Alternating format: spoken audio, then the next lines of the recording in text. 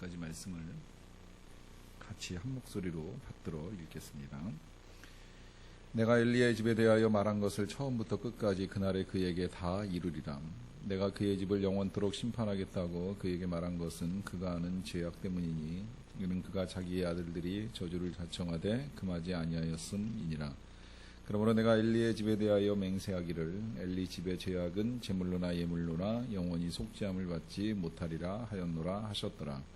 사무엘이 아침까지 누웠다가 여호와의 집의 문을 열었으나 그 이상을 엘리에게 알게 하기를 두려워하더니 엘리가 사무엘을 불러 이르되 내 아들 사무엘아 하니 그가 대답하되 내가 여기 있나이다 하니 그가 이르되 내게 무엇을 말씀하셨느냐 청하노니 내게 숨기지 말라. 내게 말씀하신 모든 것을 하나라도 숨기면 하나님이 내게 벌을 내리시고 또 내리시기를 원하노라 하는지라. 사무엘이 그것을 그에게 자세히 말하고 조금도 숨기지 아니하니 그가 이르되 이는 여호와이시니 선하신 대로 하실 것이니라 하니라. 사무엘이 자라매 여호와께서 그와 함께 계셔서 그의 말이 하나도 땅에 떨어지지 않게 하시니 단에서부터 브엘세바까지의 온 이스라엘이 사무엘은 여호와의 선지자로 세우심을 입은 줄을 알았더라. 여호와께서 실로에서 다시 나타나시되 여호와께서 실로에서 여호와의 말씀으로 사무엘에게 자기를 나타내시니라. 지난주 말고 그 전 시간, 지난번 시간에 제가 하나님의 말씀을 잘 듣는 자녀와 하나님의 말씀을 듣지 못하는 자녀에 대한 이야기를 말씀을 드렸습니다. 오늘은 그거하고 좀 이제 연관이 되었다고도 볼 수 있겠는데요. 하나님의 말씀을 듣지 않는 가정에 임하는 심판과 경멸, 그래서 이제 쇠락하는 과정, 또 한편으로는 하나님의 말씀을 들음으로 인하여서 하나님의 은혜 가운데 흥황하는 과정, 이 두 가정의 변화의 양상들을 오늘 우리가 이제 살펴보는 일을 하게 됩니다. 이 가정은 전에 이제 보신 대로 한 사람은 엘리 집안의 가정이고요. 또 한 사람은 사무엘 집안의 가정인데 엘리 집안의 가문이 어떻게 몰락해 가는지, 한편으로 사무엘은 이제 어떻게 하나님의 사람으로 만들어져 가는지에 대해서 같이 잠깐 좀 보도록 하겠습니다. 먼저 우리가 이제 제일 먼저 알아야 될 것, 사무엘상 3장 12절에 보시게 되면 하나님이 사무엘을 통해서 이런 말씀을 하세요. 내가 엘리의 집에 대하여 말한 것을 처음부터 끝까지 그날에 그에게 다 이루리라. 다 이루신다는 이 말씀을 통해서 하나님은 분명히 말씀하시는 것을 성취하시는 분이시라고 하는 것이 이제 아주 분명하게 드러납니다. 엘리의 집에 대하여 말한 것이라고 하는 것은 이제 일전에 이미 하나님께서 이 하나님의 사람을 엘리의 집에 보내셔가지고 그 집이 앞으로 어떤 일을 겪게 될 것인지에 대해서 미리 다 말씀을 하신 내용들이 있습니다. 그 모든 것들을 처음부터 끝까지 그날이라고 하는 건 이제 하나님께서 작정하신 날이라고 할 수 있겠는데 그날에 다 성취하실 것이라 하는 말씀을 하십니다. 이유는 이 가정이 이제 하나님의 말씀을 좀 우습게 여기고 하였기 때문인데, 보다 구체적으로 이런 일을 겪는 이유를 살펴보자면 하나님의 말씀을 무시하고 저주를 자청하고 그것을 금하지 아니한 것이라는 것을 하나님이 분명하게 말씀합니다. 13절 보시면 내가 그의 집을 영원토록 심판하겠다고 그에게 말한 것은 그가 아는 죄악 때문이니 이는 그가 자기의 아들들이 저주를 자청하되 금하지 아니하였기 때문이라고 말씀합니다. 그러니까 이 사실을 통해서 우리가 보는 건 이러한 진노 혹은 심판, 저주라고도 표현할 수 있겠는데 이것이 임하는 이유는 자청했다는 거예요. 스스로 그 일을 초래하였다라고 하는 것입니다. 엘리의 아들들이 실제로 그랬지요. 성전 제물로 바쳐지는 고기를 마음대로 집어다가 먹기도 하고 또 이 성전에서 수종드는 여인들과 행음하는 일을 통해서 하나님의 심판을 자초합니다. 또 거기다가 그것을 그의 아버지 엘리가 물론 금하기 위해서 나름 잔소리를 좀 하긴 했습니다만 철저하게 막아내지 못함으로 인하여서 결국은 그 가정에 하나님의 심판이 임하게 된다라고 하는 것입니다. 심판은 이와 같이 결국은 죄악으로 말미암아 초래되는 일입니다. 그러하기 때문에 우리가 때때로 심판 같은 시련을 당할 때 우리에게 있어서 어떤 문제가 있지 않나 하는 이런 생각을 해볼 필요가 있고요. 그저 심판의 시련만 힘들다 하나님께 아뢰을 것이 아니라 혹 우리가 하나님의 말씀을 무시하고 살아온 것들은 없는가 하는 생각을 해볼 필요가 있습니다. 제가 이제 앞으로 우리 교회 그 새 예배당에 들여놓을 그 선구사 이 선구와 이제 계약을 진행하는 과정 중에 저는 중소업체인 줄 알았어요. 중소업체 사장님이신 줄 알고 이야기를 쭉 나누는 중에 우리 건설사가 이제 워낙 작은 회사다 보니까 이제 작은 회사하고 공사를 진행하면서 이제 여러 가지 어려움들이 좀 많았는데 성구도 작은 회사랑 이 일을 진행하는 게 솔직히 좀 불안한 마음이 없지 않다고 하는 이런 말씀을 제가 드렸더니 그분이 하시는 말씀이 그 업체가 한때는 순복음교회 그 본당 장의자 전체를 납품할 만큼 무지하게 큰 회사였다는 거예요. 그래서 이 의자 1000개 이하로 들어가는 데는 쳐다도 안 보고 일을 했었는데 교만이 극에 달하다 보니까 하나님이 한 대 치시는데 작은 교회 무시했다고 한 대 얻어맞았는데 이 환율 때문에 한 방 맞고 그 세무조사 나와가지고 이 세금 추징당하고 나니까 하루아침에 거지돼가지고 공장 팔고 아파트 팔아가지고 이제 납품 다 끝내고 나서 빈털터리해서 다시 시작하려다 보니까 이렇게 회사가 조그매졌다고 한때 업계에 뭐 일이었었다는 말씀까지 하시더라고요. 그만큼 이제 본인이 인정을 하는 거예요. 이러한 심판, 시련이 임하게 된 건 본인이 작은 교회 무시하고 소홀히 대했다가 하나님께서 그런 일을 하셨기 때문에 다시 시작을 하게 됐고, 그래서 지금은 작든 크든 열심히 할 테니까 이제 믿고 맡겨달라 이제 이런 부탁하시는 걸 보면서 사실 이제 정확하게 꿰뚫고 계시더라고요. 이 심판이 초래된 건 하나님께서 하신 것이 아니라 자청했다라고 하는 이 사실을 부정하지 않고 인정하는 것을 봤습니다. 이러한 이제 그 일들이 임하는 또 하나의 이유가 있다면 그것은 영원히 속죄를 받기 어려운 일을 한 까닭인데요.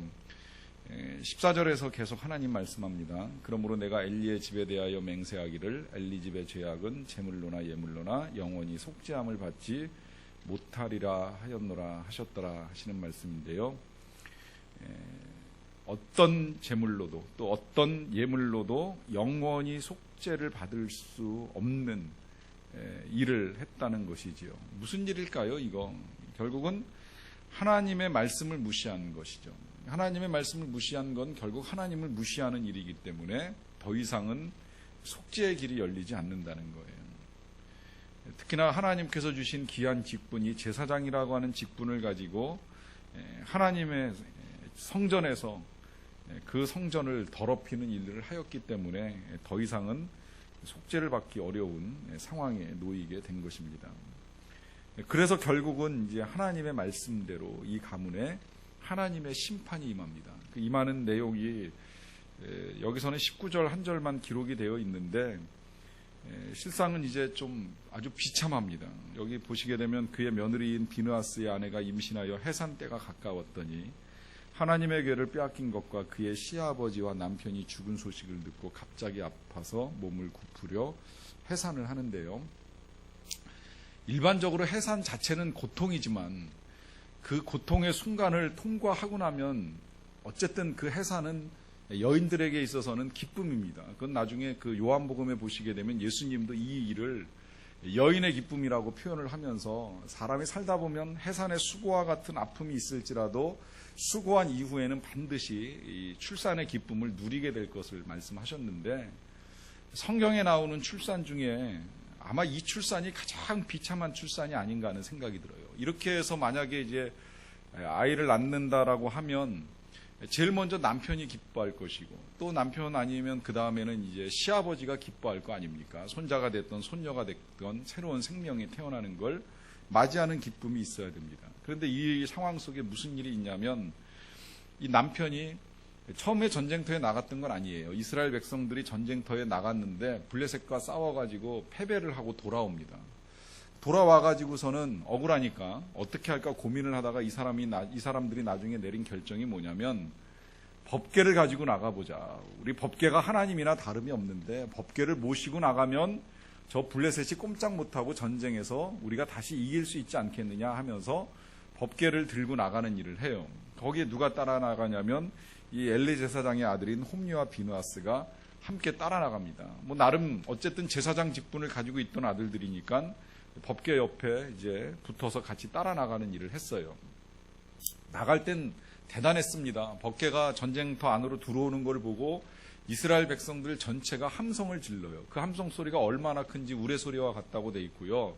그 소리에 이 블레셋 사람들도 잠깐 겁을 집어먹기는 했어요.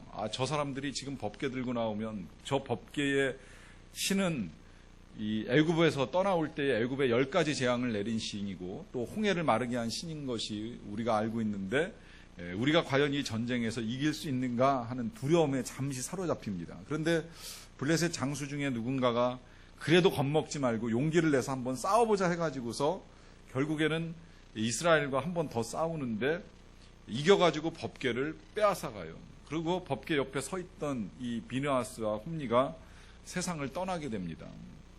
부인이 해산을 하는 날 남편은 전쟁터에서 목숨을 잃어요. 여기서만 끝나는 것이 아니라 누군가 이 소식을 이제 집에서 기다리고 있었던 이 시아버지 그 엘리 제사장에게 와가지고 전해주는데 그 이야기를 듣자 충격에 이 엘리 제사장이 의자에 앉아있다가 뒤로 넘어가면서 목이 부러져가지고 세상을 떠나요. 그 소식이 이 비느하스의 아내가 해산 때가 가까웠을 때 그의 귀에 들려옵니다. 충격을 받는 거죠.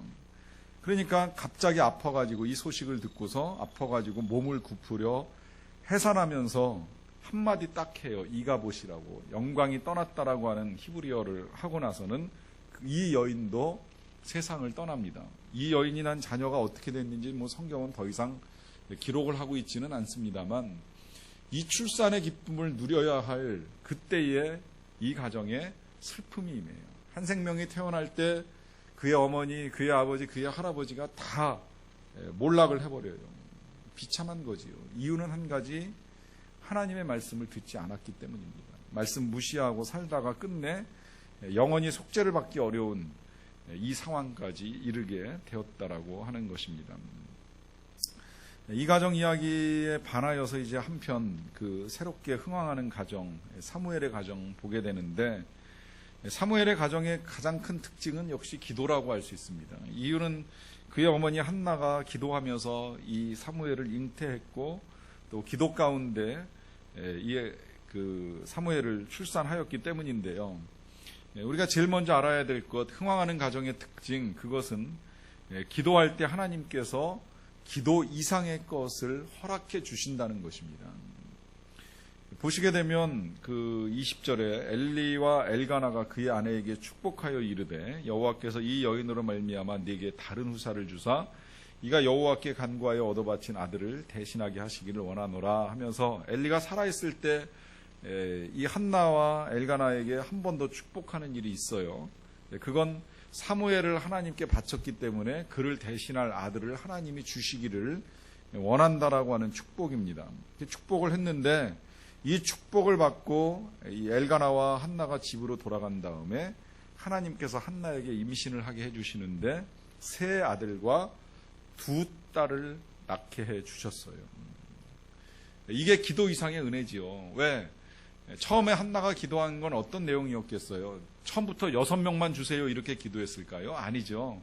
한 명만 주시면, 한 명이라도 주시면, 너무 오랫동안 아이를 갖지 못했던 시간이 길었기 때문에 이 한 명만이라도 주시면 그 한 명을 하나님께 바치겠습니다. 약속하고 아이를 얻게 됐잖아요.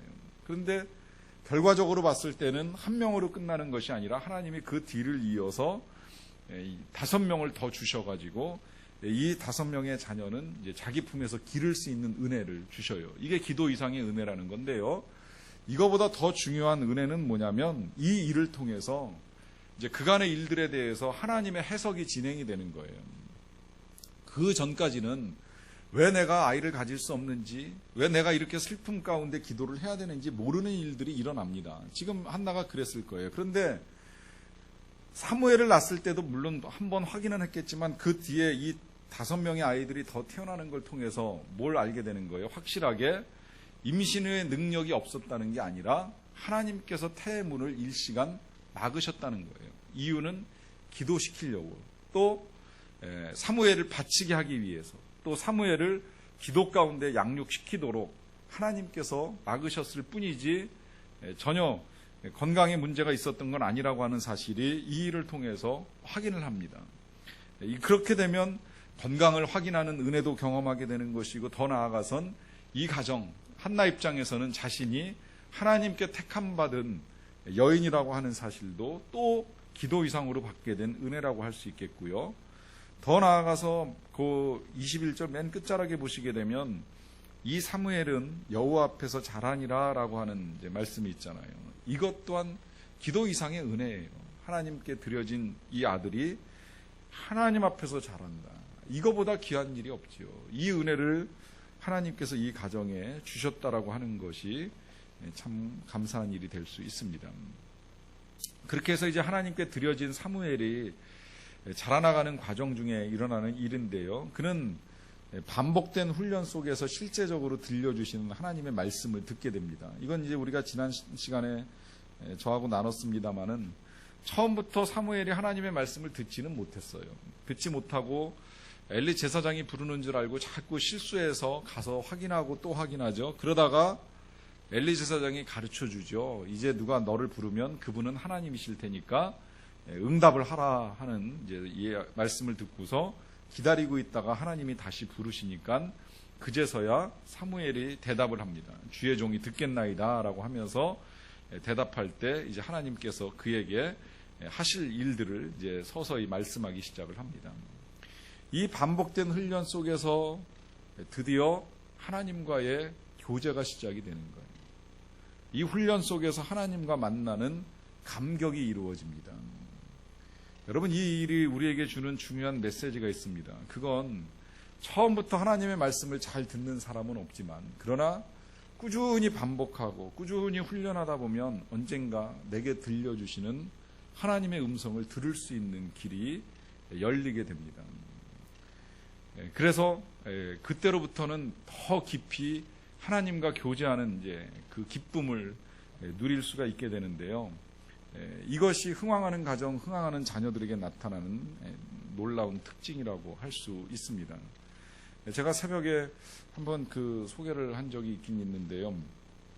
제가 만났던 친구 중에, 제가 고3 때 만난 친구 중에 그 아주 어렸을 때, 이 초등학교 2학년 때부터 방언을 하게 됐다라고 하는 친구 이야기를 한번 들은 적이 있는데, 그 일이 어려울 것 같지만 하나님이 하시고자 하면, 그리고 그도 어린 나이에 하나님께 나와서 기도하는 일을 하다 보면 그렇게도 빨리 하나님께서 들려주시는 음성을 듣는 경험이 가능하게 된다라고 하는 것입니다.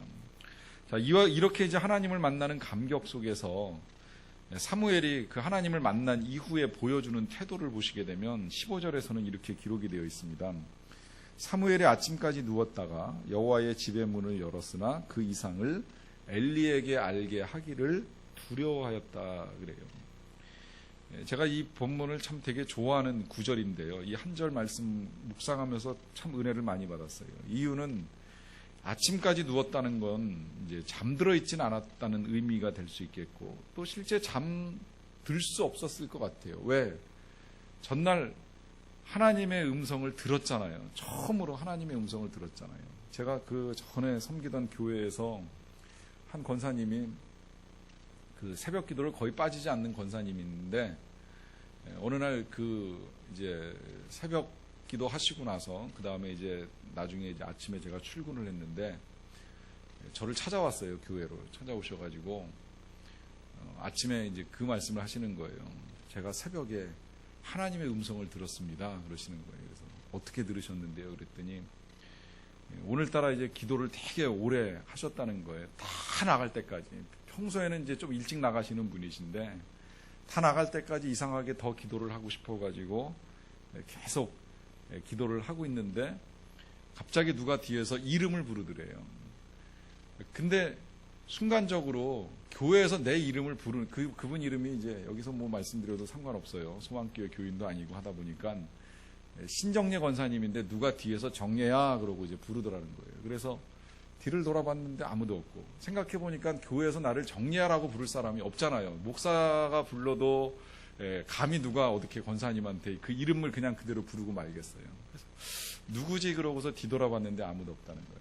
그래서 그냥 또 기도를 하는데 한 번 더 이제 똑같은 소리가 나는데 도대체 누구 목소리인지를 알 수 없는 목소리가 귀에 들려왔다는 거예요. 그래서 하나님이 부르셨나라고 하면서 이제 참 놀랍기도 하고 두렵기도 하고 설레기도 하고 그러면서 이제 더 이상은 기도를 할 수 없어서 집에 돌아갔는데 확인하러 찾아온 거예요, 저한테. 하나님의 음성이 맞습니까? 라고 하면서 찾아오셨더라고요. 여러분 어떻게 생각하세요? 이 문제를. 저는 하나님의 음성이라고 말씀을 드렸어요. 왜?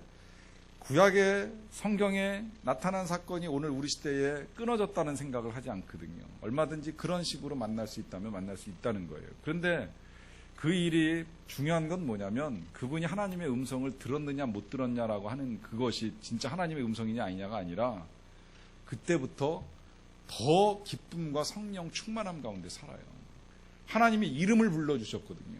친히 누구야라고 하면서 불러준 그 2번 이름 들은 것 때문에 그날부터 시작해서 한참 동안은 정말 그 구름 위에 떠다니는 것 같은 태도로 신앙생활하는 모습을 보면서 하나님과의 이 만남과 교제의 감격이 우리의 삶에 미치는 영향을 잘 생각을 해보는 거예요. 굉장히 설레이는 거예요. 그렇게 보면 아침까지 잠 못 자고 깨어 있었던 건 틀림없죠.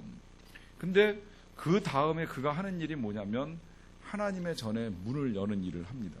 이건 무슨 이야기가 되냐면 하나님을 만난 그 다음에도 역시 성실하게 자기가 해야 될 일상을 감당해 나가는 거예요. 이걸 중요하게 생각을 하는 겁니다. 왜? 특별한 경험은 사람을 교만하게 할 수도 있고요. 또 거꾸로 특별한 경험은 그 신비함에 빠져가지고 이제 거기서부터는 신비함에 빠지면 신비함이 신비주의로 빠져드는 것인데 이 신비주의에 빠져가지고 일상과 현실을 무시할 가능성이 굉장히 커지거든요. 그런데 사무엘은 그렇지 않았어요. 비록 하나님과의 신비한 경험을 하긴 하였지만 그렇지라도 일상에 들어와서 현실 속에서 자기가 해야 될 일, 하나님의 전에 문을 여는 일을 아주 성실하게 감당을 합니다. 이것이 흥황하는 백성의 또 하나의 특성이라고 할 수 있어요. 일상은 무시할 현실이 아닙니다. 일상은 하나님이 주신 또 하나의 삶의 자리이고 사역의 자리입니다. 그 일상 속에서 우리는 또 다른 하나님의 일들을 이루어갈 수 있기에 그와 같은 일이 아주 중요하게 부각이 되는 것입니다. 오늘도 제가 오후에 그 기도 공부를 보면서 이제 한 선생님 이야기를 잠시 읽을 수 있는 기회가 있었는데 이 선생님이 처음에 이제 학교에 그 보냄을 받아가지고 부임할 때 이 학교에서 내가 사역을 그 교사로서의 사명을 잘 감당하게 해달라고 하는 기도를 드리는 중에 하나님께서 마음에 그런 생각을 주시더라는 거예요. 너는 거기 교사가 아니라 선교사다. 네가 가르치고 담당해야 될 그 반의 아이들은 이제 네가 선교해야 될 대상으로 생각하고 가르칠 책임을 다 하라 하는 이제 말씀을 마음의 감동으로 받은 거예요. 그래서 이 선생님이 그 다음부터는 이제 학교에서 아이들 데리고 물론 공부는 뭐 기본적으로 최선을 다해서 가르치지만 이제 기회가 닿는 대로 한 명 한 명 데리고 이 디모데 훈련이라고 이제 어린이용 그 제자 훈련 교재가 있는데 그걸 가지고 훈련하는 일을 해보기 시작을 했다고 하는 이제 그 간증을 읽어봤어요. 일상 속에서 하나님의 일들을 이루어가는 것들을 하나님이 기이 여기신다라고 하는 것입니다. 그리고 이제 그 다음에 한 가지 그 3장 16절 또 하나 그 사무엘이 보여주는 것이 엘리가 사무엘을 불러서 말하는데 내 아들 사무엘아 하니까 그가 대답하되 내가 여기 있나이다 라고 대답을 합니다. 이 태도를 통해서 이제 조금 더 우리가 확대 해석을 하자면 하나님의 말씀을 듣고 난 이후에도 권위와 질서를 존중합니다. 이 권위와 질서를 존중하는 부분도 역시 제가 이제 또 중요하게 생각하는 건 하나님과 이 교제가 깊어지면서 우리 사람에게 나타나기 쉬운 현상 중에 한 가지는 권위를 무시하고 질서를 우습게 여기는 일들이 야기될 가능성이 커진다는 거예요. 제 아내의 그 친구의 남편 중에 굉장히 기도를 많이 하시는 집사님이 한 분 계셔요. 그래서 그 이제 기도를 많이 하는 중에 뭐 나름 능력도 받고 은사도 받고 그래가지고 뭐 치유도 하고 이렇게 집회도 다니면서 진짜 이제 그분 스스로 표현하기를 이제 목사급 사역을 하는 이제 집사라고 하는 이제 이야기를 듣게 되는데, 그분 스스로가 이제 그 자기를 소개할 때 이 아내 친구들, 여자들 친구들 이렇게 모이는데 이제 같이 나와가지고 끼어서 이야기를 하다가 스스로를 그렇게 소개하더라는 거예요. 내가 은사 받고 능력도 많아가지고 집회 다니다 보니까 목사급 집사가 되었습니다. 이제 이런 식으로 자칭 소개를 하는 걸 이제 들었다고 하는 말씀을 전해 들었는데, 이제 그 정도 되면 자칫 잘못하면 그 공동체가 가지고 있는 이 권위와 질서를 흔들 위험성에 빠질 가능성이 커진다라고 하는 거죠. 사무엘을 통해서 보는 건 하나님과의 특별한 경험과 시간들 속에서도 결코 이 엘리 제사장을 무시하거나 하는 일이 없이 그 권위를 존중하는 일들을 통해서 이 또한 그가 이제 이 흥황하는 자녀로서의 삶을 이루어가는 일들을 하는 것을 볼 수 있게 되고요. 그 다음에 이제 또 하나 17, 18절에 이어지는 걸 보시게 되면 이제 엘리 제사장이 질문합니다. 내게 무엇을 말씀하셨느냐? 청하노니 내게 숨기지 마라. 내게 말씀하신 모든 것을 하나라도 숨기면 하나님이 내게 벌을 내리시고 또 내리시기를 원하노라 합니다. 그러자 사무엘이 그것을 그에게 자세히 말하고 조금도 숨기지 아니합니다. 여기서 이제 보는 또 하나의 태도는 하나님께서 말씀하신 것을 정직하게 나누는 일을 하고 있어요. 이 정직이 중요한 건 지금 사무엘은 본인에게 있어서 아주 중요한 훈련을 하고 있습니다. 왜 이것이 중요한 훈련이냐면 이후에 사무엘은 성장하면서 또 성장한 이후에 여러 사람들을 만나잖아요. 뭐 여기 보면 이제 이스라엘 백성들에게 하나님의 말씀을 전하는 건 뭐 기본이고, 그 다음에 이제 사울 불러다가 기름 부어서 왕으로 세우고 또 다윗 찾아가 가지고 다윗에게 기름 붓는 일을 하게 되는데, 기름 부을 때는 선지자지만 기름 부음이 끝나고 난 다음에 이 사울이나 다윗은 왕으로 이제 추대가 됩니다. 왕이 되고 난 다음에는 이제 왕과 백성의 관계, 이 관계가 참 미묘해요. 선지자와 그 하나님의 백성이라고도 볼 수 있지만 또 한편 사회적으로는 이 왕과 백성의 관계로 맞닥뜨리게 될 때에 자칫하면 이 사무엘의 입장에서는 왕의 그 권세나 권위 앞에 위축될 가능성이 커집니다. 그런데 이 일을 또 이 정직함을 통해서 훈련하는 거예요. 여기 지금 사실 생각해 보면 사무엘이 지금 엘리 제사장에게 드려야 되는 말씀은 인간으로선 되게 드리기 힘든 말씀이죠. 한마디로 말하면 제사장 가문이 몰락한다고 합니다. 제사장 가문이 곧 하나님께서 심판하신다고 합니다라고 하는 이 말씀 전하는 거 쉽겠어요? 굉장히 힘든 이야기잖아요. 근데 이 힘든 이야기를 이 시간에 하는 훈련을 통해서 그는 이제 왕 앞에 섰을 때에도 분명하게 말하잖아요. 왕이 순종치 아니함으로 말미암아 결국 하나님께서 왕의 가문을 폐하시고 또 다른 사람을 왕으로 세우실 것입니다라고 하는 이런 이야기를 하는 훈련을 이런 과정들을 통해서 한다는 거예요. 그렇게 보면 우리의 어린 자녀들이 하나님 안에서 이 정직한 설명, 정직한 표현을 하는 훈련을 해나가는 것이 그만큼 중요하다라고 하는 것도 또 한번 확인을 하게 되고요. 자, 이러는 과정 중에 이제 하나님께서 이 사무엘과 동행하는 것을 보게 됩니다. 3장 19절에 보시면 사무엘이 자라면서 여호와께서 그와 함께 계셔서 그의 말이 하나도 땅에 떨어지지 않게 하시는 것을 보게 됩니다. 하나님의 말씀이 그의 말이 하나도 땅에 떨어지지 않는다라고 하는 건 결국은 말씀이 다 성취가 된다는 거예요. 사무엘이 하는 말은 다 이루어진다는 겁니다. 이것은 하나님께서 그가 말하는 걸 다 응답해 주신다는 의미도 될 수 있고요. 또 한편 다 이루어짐으로 말미암아 그의 말은 신실하다는 것, 또 여기 지금 위에서 본 대로 그가 표현하는 모든 것들이 다 정직하다는 걸 하나님께서 입증해 주고 계시는 거예요. 이런 일들을 통해서 하나님께서 동행하시는 것을 보게 되는 것이지요. 결론적으로 그 사무엘상 3장 20절 21절을 통해서 단에서부터 브엘세바까지 온 이스라엘이 사무엘은 여호와의 선지자로 세우심을 입은 줄을 알게 됩니다. 그러니까 하나님께서 그 가정과 함께 하심을 많은 사람들이 보게 되는 거예요. 그래서 그는 하나님의 선지자로 세우심을 입은 줄을 알게 됩니다. 여러분, 이 그 사실이 짧게 기록이 되기는 했습니다만은 이 시대의 상황과 배경을 놓고 한 번쯤은 우리가 다시 생각을 해볼 필요가 있어요. 이 시대는 이제 제가 서두에 말씀드렸습니다만은 이제 지난번에 말씀드렸죠. 사사시대입니다. 사사시대의 특성은 우리가 많이 들어왔어요. 사람들이 왕이 없으니까 소견에 옳은 대로 행하는 시대입니다. 소견에 옳은 대로 행하는 시대라고 하는 건 지도자가 없고, 지도자가 없다 보니까 지멋대로 살아가는 아주 엉망인 시대예요. 그 엉망인 시대의 증거들을 이제 사사기에 몇 가지로 이제 보여주고 있잖아요. 자, 이러한 시대에 새 옷을 입은 선지자 사무엘을 통해서 이제 사람들이 서서히 하나님에 대해서 눈뜨고 하나님을 보게 되고 하나님과 동행하는 사람이 있다는 걸 깨닫게 됩니다. 자, 이 사실이 오늘 우리 시대와 이제 빗대어서 한번 생각을 해보는 거예요. 우리 시대는 과연 이 사사시대와 비교했을 때 그보다 더할까 못할까 생각해보면 그다지 별반 다르지 않을 것. 더하면 더했지 덜하지는 않다고 생각을 합니다. 이유는 제가 그냥 단순하게 이제 비교 생각을 해봤어요. 어렸을 때 살던 삶과 지금의 삶은 어떨까 하는 생각을 해보는데, 물질적으로 봤을 때는 정말 편안해지고 좋아진 것이 아주 많다라고 하는 건 부정할 수가 없습니다.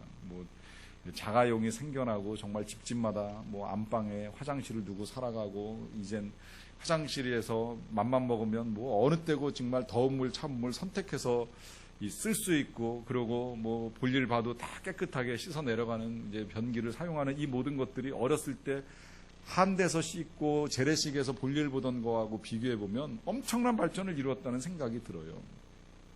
그런데 저가 어렸을 때만 해도 집 대문 걸어 잠그지 않고 살았던 기억이 있습니다. 그래도 도둑 걱정 안 하고 강도 맞을 일 하나도 생각해 본 적이 없죠. 그런데 오늘 우리 시대는 물질적으로는 굉장히 풍요해졌는데 집집마다 현관문 잠그지요. 그 현관문에서 또 밖에 중앙현관 또 잠그는 일이 있죠. 거기다가 또 그것도 불안해가지고 CCTV 달아놓죠. 거기다가 경비 세워놓죠.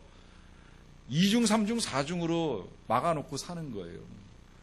제가 그 옆집 전도해 보려고 집사람이 이제 이 음식 만들어가지고 이 옆집 문 두들길 때 두들기면 반응이 없어요. 사람이 있는지 없는지 확인은 못하겠지만 저희가 이제 처음에 그 판교에 이사 와가지고 아파트 전체 24층에 이제 두 줄이니까 한 100세대의 떡을 돌려본 적이 있는데요. 그 집집마다 절반도 못 돌렸어요. 근데 사람이 없어서 못 돌리는지 그때 깨달았어요. 저희는 그 주택 살다가 이제 처음으로 아파트로 이사를 와가지고 아파트 살이를 하면서 집집마다 두들기면서 떡을 하나씩 다 전달을 하고 인사를 하려고 눌렀는데 반도 못 돌리고 끝난 거예요.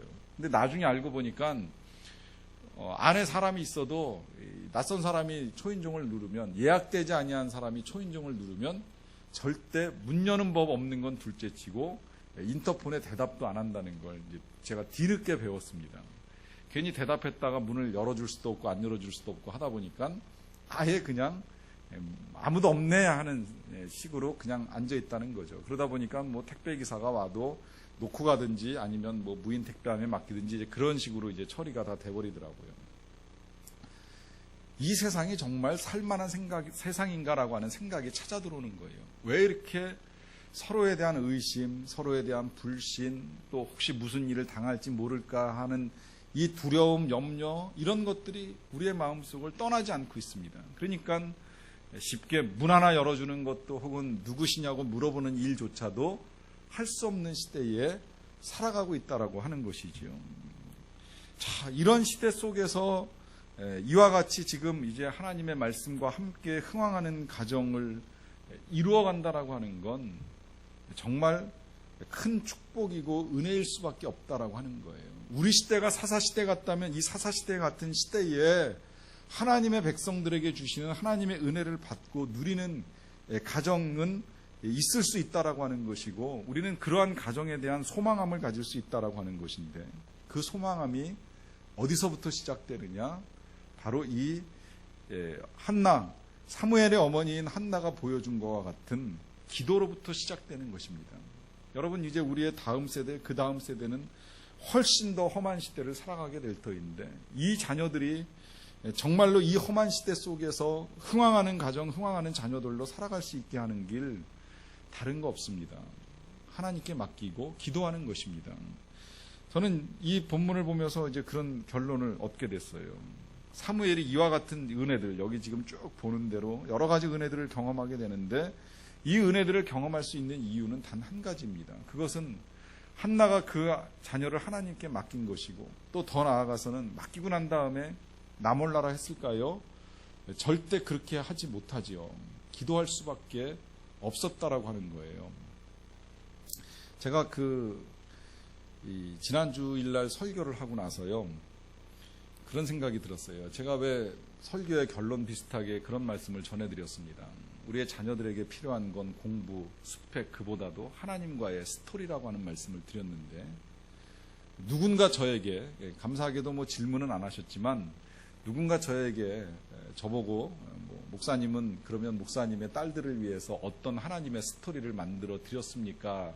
라고 하는 질문을 한다고 하면 이제 뭐라고 대답할까 제가 생각을 해봤어요. 근데 제가 제일 먼저 생각난 게 우리의 자녀들을 킹스키즈라고 하는 예수전도단 훈련에 보낸 것이 생각이 나더라고요. 그 훈련은 한 15주 동안 매주 토요일마다 가가지고 한 대여섯 시간 이제 훈련을 받습니다. 전 토요일날 바빴기 때문에 이제 제 아내가 오후만 되면 데리고 가가지고 애들 학교 갔다 오면 데리고 오후 3시에 가서 거기에서 한 6시간 동안 저녁 먹으면서 이제 훈련을 받게 해요. 그리고 어떻게 한 두세 주는 1박 2일로 훈련을 받고서 이제 주일날 아침에 집에 돌려보내줍니다. 그러면 애들이 이제 그때 이제 돌아오는 거예요.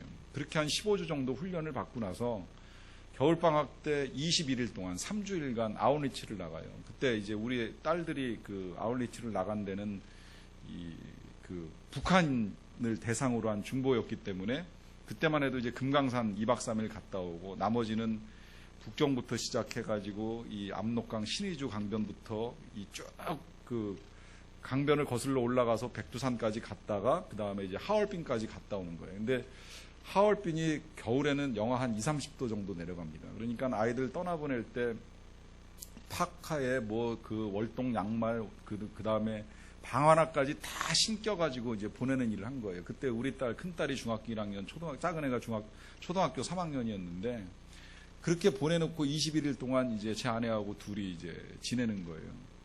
뭐 했겠습니까? 다른 거 없지요. 기도만 하는 거예요. 행여 감기 들릴까, 행여 무슨 얼어 죽을까, 탈날까. 보내놓고 나서 속이 상해서 이제 그런 생각도 많이 했어요. 이 겨울에 좀 저 따뜻한 동남아나 뭐 이런데, 아프리카 같은 데도 가면 좋을 텐데 왜 하필 이번에는 하나님께서 이 아이들을 제일 추운데 하얼빈까지 보내시면서 사역을 하게 하시나는 생각 드는데, 그러다 보니까 할 수 있는 일이 기도밖에 없다는 거예요. 맡겨놓으니까 기도하게 되는 것이지요. 여러분, 이 사실 하나님께 맡길 때는 기도하게 됩니다. 그리고 그 기도할 때 기도하는 자녀들은 결코 실패하지 않습니다. 오늘 그 한나의 기도 속에서 자라나곤 이 사무엘이 하나님과의 교제 속에서 성장하고 성장한 이후에 그의 하나님의 동행하심이 많은 사람들에게 알려지는 것처럼 반드시 그 기도 가운데는 열매가 맺히게 되어 있습니다. 하나님 주시는 은혜가 있습니다. 이와 같은 은혜를 기도하는 여러분들과 여러분들의 기도의 제목인 여러분들의 자녀의 삶에서 이루어지기를 간절히 축원합니다. 같이 찬양하고 기도하시겠습니다.